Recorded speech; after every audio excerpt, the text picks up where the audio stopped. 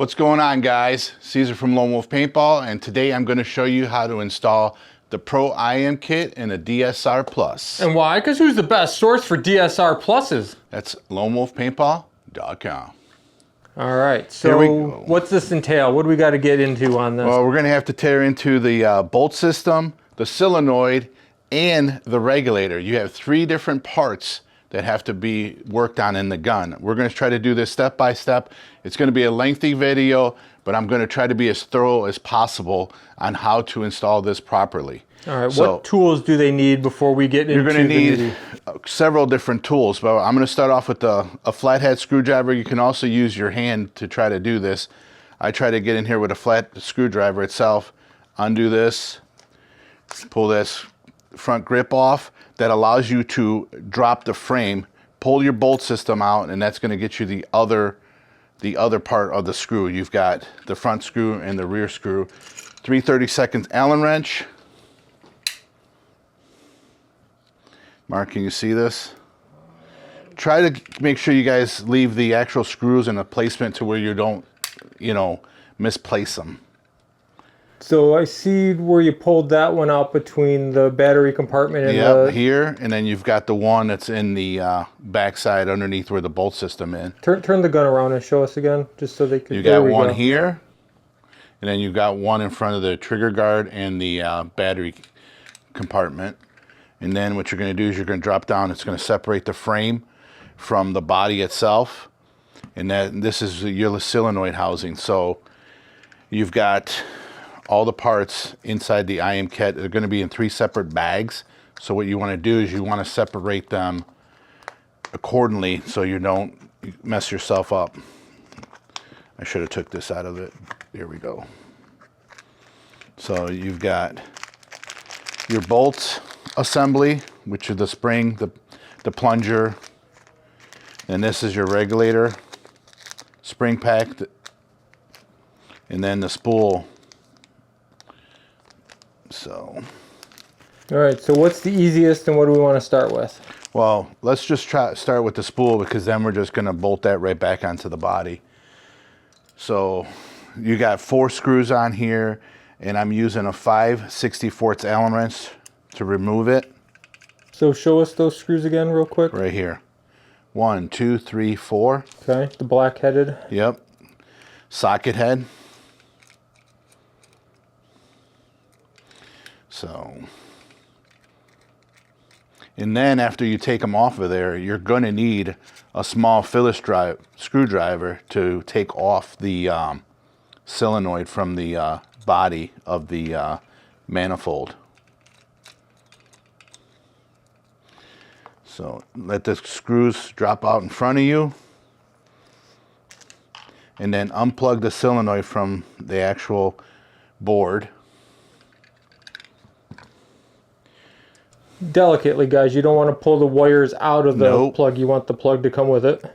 So take the actual solenoid off of the manifold. And that was a Phillips? Yep, small Phillips head screwdriver.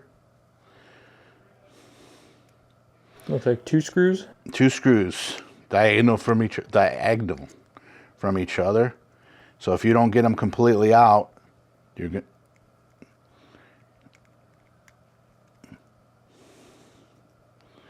And try to keep it together as one unit. I mean, sometimes they might fall out.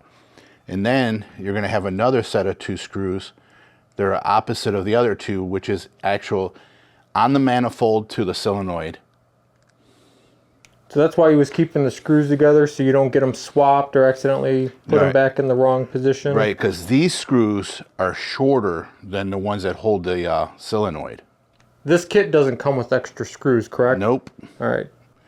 So that's why you got to be careful and place them on the mat so you're not losing them or misplacing them. So inside here, there's also a gasket. The gasket ended up coming out with the actual front manifold. So, but what you want to do is you want to make sure that that gasket is not going in with the manifold, because you want to put that in first when you put it back together. Because a lot of times if you try to put it in there with the actual manifold housing, you'll pinch it and you won't get a seal. Trust me, it's happened to me before. That's the only reason why I know. So you want to take the spool out, which is silver, right here. You can go ahead and grab your solenoid packaging, which you're going to have the spool, and you have 2 posts if you want to eliminate the screws. I like to leave the actual screws mounted with the manifold, so this way if you ever disassemble it to repair it, but if you're using a mech version, you want to use those 2 manifolds with the gasket that goes around it, and that comes with the mech solenoid as well. So these spools will come dry. Just grease it a little bit, and then go ahead and drop it in properly. Small end goes in first. Your gasket goes into the gasket groove. You don't put any lubrication on the gaskets? It's whatever's on your finger from wiping off the spool is basically going to go back on there. All right. And there's also a gasket that's in this bottom side, which the manifold attaches to the body. Just make sure that that stays there too as well, and you can actually use your fingers that are greased up. When you put the manifold block back on, there's a groove right here that matches up to the groove on the actual solenoid body. That's how it goes together, this way. You can see the line up there, guys, on the side. All right, then you want to grab the shorter screws, put them back in.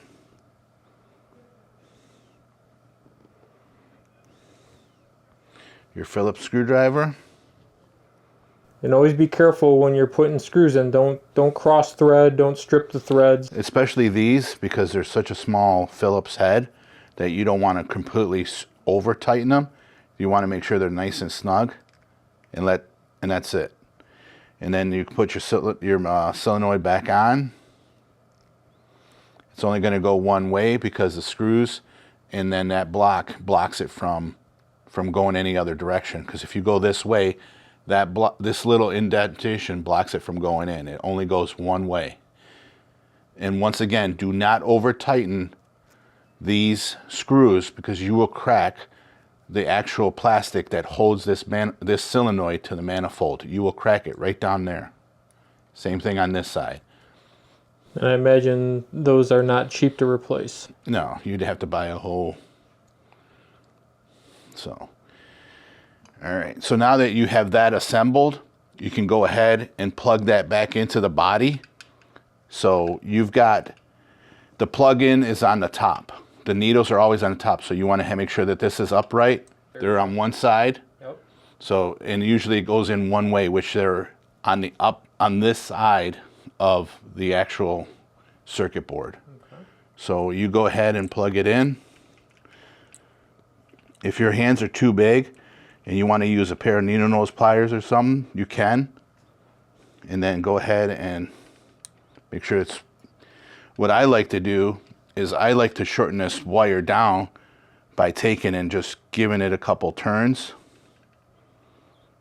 And what it does is allows you to tighten up the actual lead on this, so it sits flat inside there, because it's got to go inside this groove here. And a lot of times what they do is they'll bulge up, and sometimes you get caught in between the body and the frame.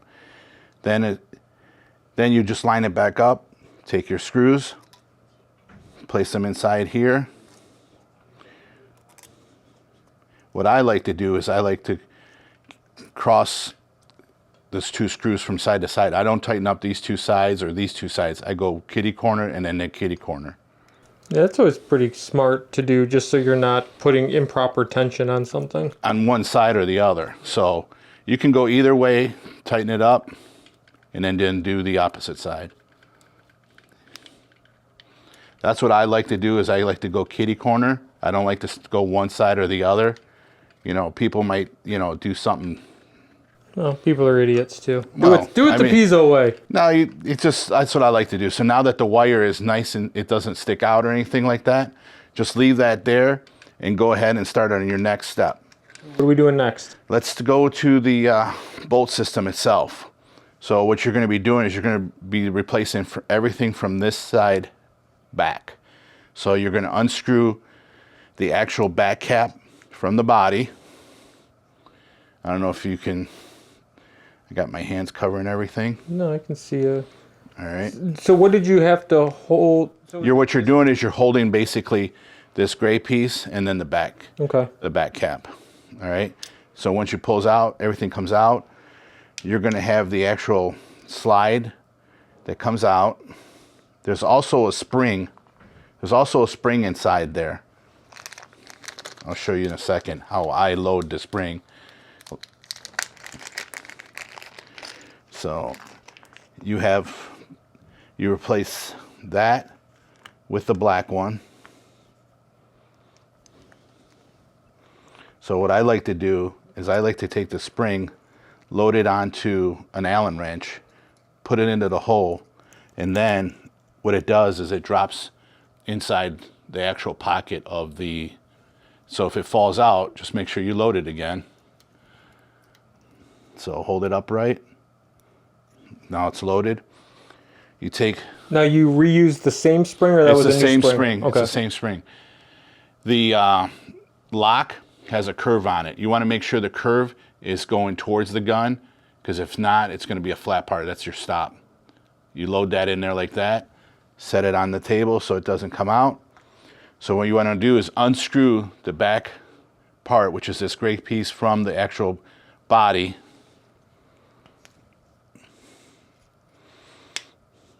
Now, if it's on too tight, like it should be hand looseable. Right? Yeah, if it's on too tight, you might need to get yourself a pair, a pair of my channel locks are smooth.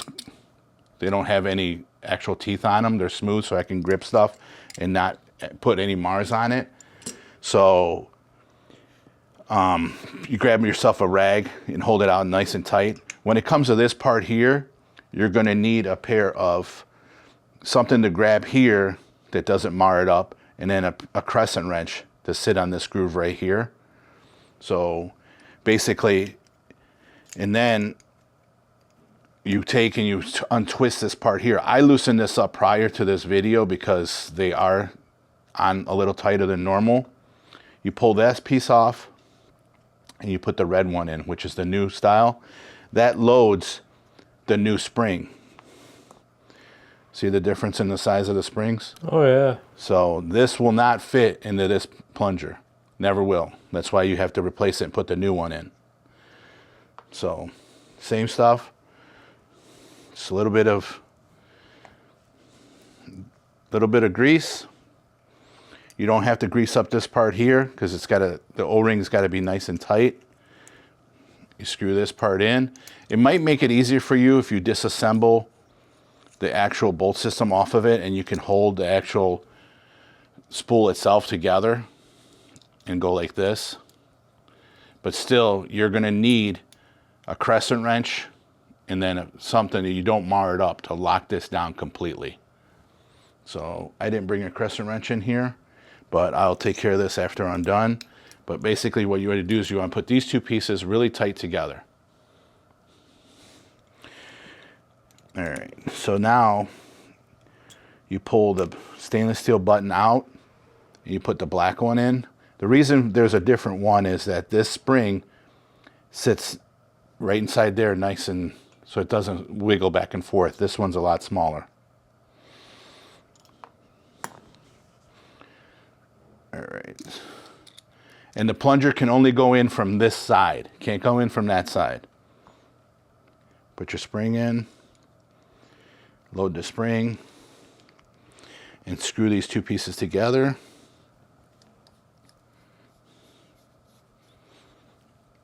Hand tight. Go ahead and put your bolt system back together. And if you do disassemble it, just apply a little bit of grease on there.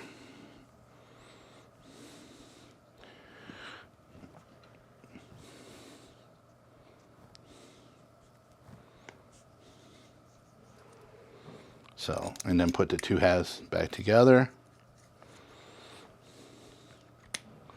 All right. Now you can grab your back block, your back plug, which is actually not a plug, it's the actual bolt, the back of the bolt. You're going to have to push down the latch with your hand and push the button into the hole. See it, Mark? Yep. And then as soon as you got it inside the hole, just start screwing it in, and you can let go of the lock, screw it in, hold it tight, and now everything works. Nice. All right, so that's the assembly of the bolt. This is going to be the best DSR Plus ever. Yep. So get some of the grease off my hands. So let's put back together. Let's put this back in its packaging.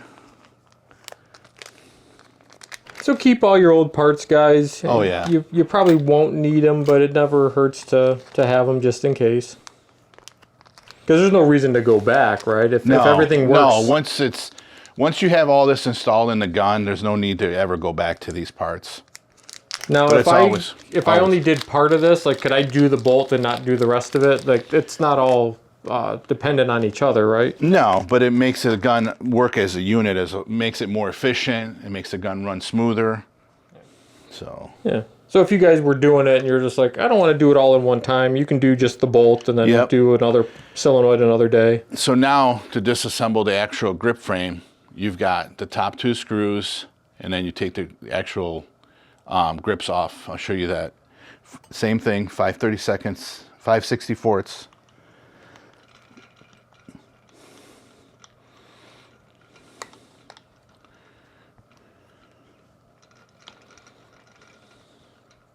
Where's our toolless grips die? Come on. So let the screws come out.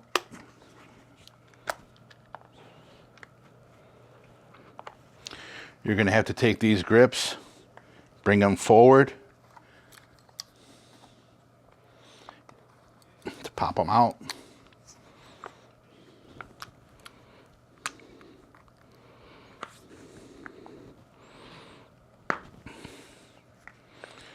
So the reason why you got to take these grips off is you got to get to the two screws on both sides for the regulator.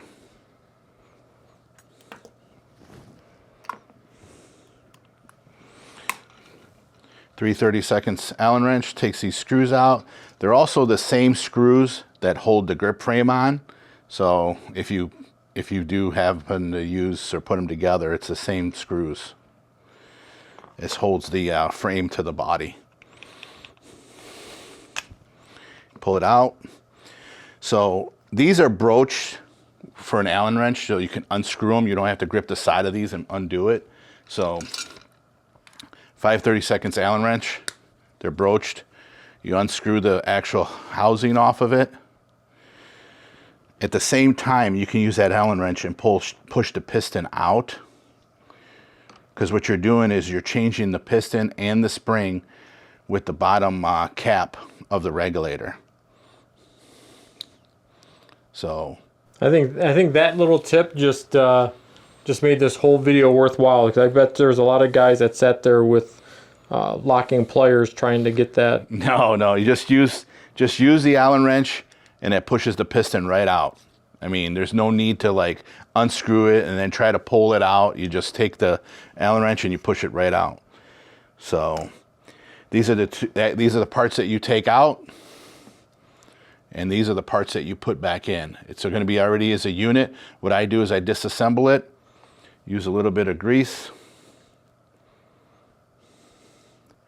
around the actual piston, a little bit around the O-ring on here, and then same thing around this red part here that goes into the actual bottom line body. So, and this is what controls your velocity, is that plunger down on the bottom there. So you can load it like that and then go ahead and screw that on there. A little bit of grease.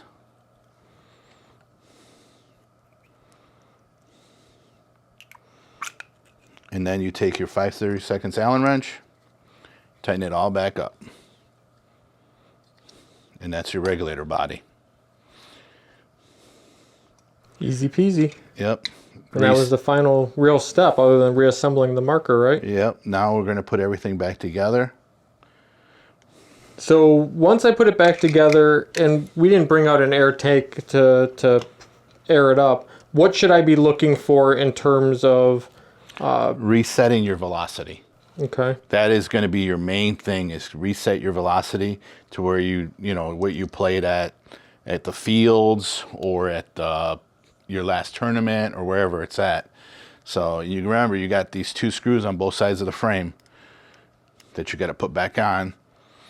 When you put the grips back on, I'm wiping off because my hands have got a little bit of Ultra Silk all over them. So what you're doing is you're taking the grips and you're wrapping them around the frame itself. And you've got the front grooves there that it locks into. So go ahead and do that. Just let it lock in, and then you can peel it back for the screws that lock in the side. A lot of players I know don't use the screws. They just leave it, you know, like that. If you don't want to, you don't have to, but you can take and pull back on the side of the frame, the grips, not the frame. Slide the screw in its pocket, place it in there. You see that, Mark? Yeah, so you basically screwed the screw behind the grip. Yep, it sits in a little cavity. See that little cavity that sits in there? Yep. So basically what you're doing is you're loading the screw inside there, letting it come forward, and then feeding it in. It's a really good design. Look, and just feed it in just like that. So if that comes out, push that part back in, it locks in. And now you can go ahead and load the frame back onto the body like this. Make sure that the wire's not on this side of the body. Like that. 5/32 Allen wrench. Yeah, don't pinch that wire. Keep Nope. it to the side. Now you put this one in. Turn the gun so we can see that again. That's the one that I've had. This is the body. Perfect. This is the top of the body one. You have to make sure the bolt system has to be out for that to. All right. Now that you have that off, or back together, you take the bolt system and you slide it back in. So I highly recommend, because since you had everything out and your hands have been all over everything, you want to, you know, re-grease on the top of the actual stagnant O-rings that go into the body. So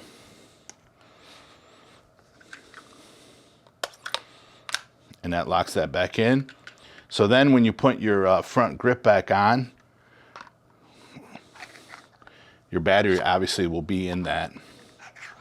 So what I like to do is I like to pinch this and this into the body as I'm loading it in, so it doesn't end up popping out on the actual body. And then you go ahead and lock that back in place.